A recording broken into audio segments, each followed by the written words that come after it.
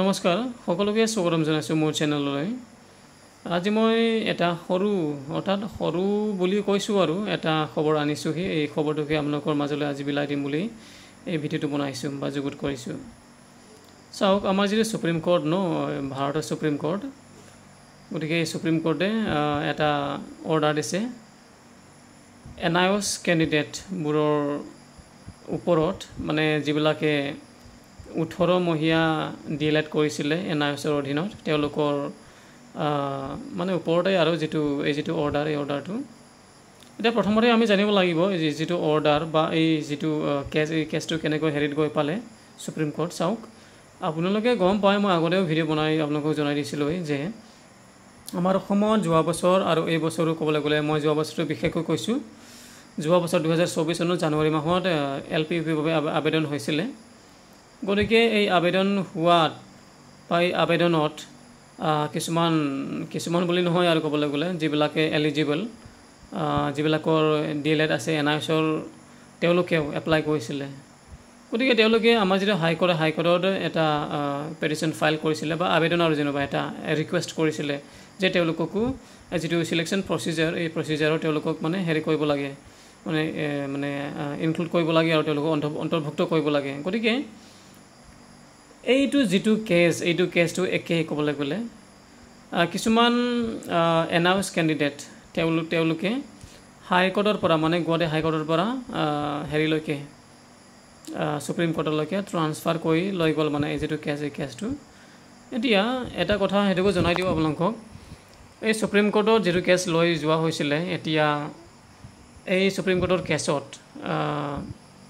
আমাৰ অসমৰ পৰা এগৰাকী এডভকেট, নামটো মই নকওঁ, তেওঁ আমাৰ অসমৰ সপক্ষে মানে ওকালতি কৰি ৰিকুৱেষ্ট কৰিছিলে সুপ্ৰিম কোৰ্টক যে সুপ্ৰিম কোৰ্টে যাতে যিটো এই কেছটো পুনৰ আমাৰ অসমৰ যিটো হাইকোৰ্টলৈ পঠিয়াই দিয়ে, এই কথাটো তেওঁ ৰিকুৱেষ্ট কৰিছিলে। কিন্তু সুপ্ৰিম কোৰ্টে এই ৰিকুৱেষ্টটো অগ্ৰাহ্য কৰিলে। তাৰপিছত সুপ্ৰিম কোৰ্টে এই কেছটো একচেপ্ট কৰি ল'লে, কাৰণ তেওঁলোকে কৈছে আৰু যিহেতু এই কেছটো সুপ্ৰিম কোৰ্টলৈ আহি পালে, গতিকে সেইটো আমি এতিয়া পঠাই নিদিওঁ, আমি ইয়াতে সেইটো চল্ভ কৰিম বা অৰ্ডাৰ কিবা এটা শুনানি কৰিম বুলি তেওঁলোকে মানে কৈছে আৰু কথাটো।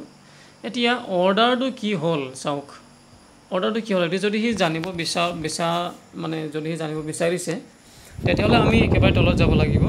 ঠিক আছে, এইটোৱে হয় এই যিটো লাষ্ট পেৰাগ্ৰাফ, ইন এডিশ্যন, এইটো চালে গম পাব। In addition in this directed that it is directed আকৌ পঢ়ি দিছোঁ। In addition, it is directed that since the petitioners have already participated in the counseling, they shall be issued appointment letters based on their merit position result of the counseling. This may be done within a period of 3 months. চাওক, এইটো কৈছে মানে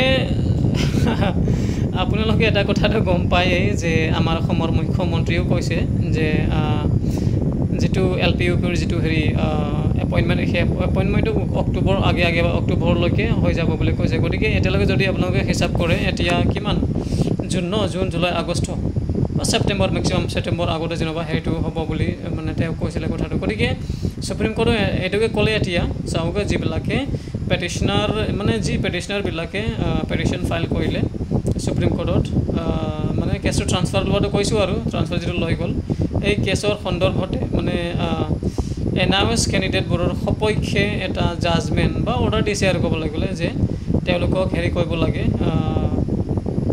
participate কৰিবলৈ দিব লাগে, আৰু যিটো appointment, এই এপইণ্টমেণ্টটো তেওঁলোকৰ মেৰিট বেচিছত হ'ব, মানে তেওঁলোকক লোৱা হ'ব আৰু মানে ক'বলৈ গ'লে চিধা যদি কওঁ, তেওঁলোকক লোৱা হৈছে। আৰু যিটো এপইণ্টমেণ্টটো এতিয়াৰ পৰা ধৰি, ঠিক আছে, মানে এই জুন মাহটো ধৰিব লাগিব, কাৰণ জুন মাহৰ 3 তাৰিখে ওলোৱা হয় এইটো। গতিকে জুন মাহৰ ধৰি জুন, জুলাই, আগষ্ট, মানে আগষ্টলৈকে আপোনালোকৰ যিটো এপইণ্টমেণ্ট লেটাৰ, এই এপইণ্টমেণ্ট লেটাৰটো আপোনালোকে মানে পাই যাব, কথাটো এইটো ইয়াত কৈছে।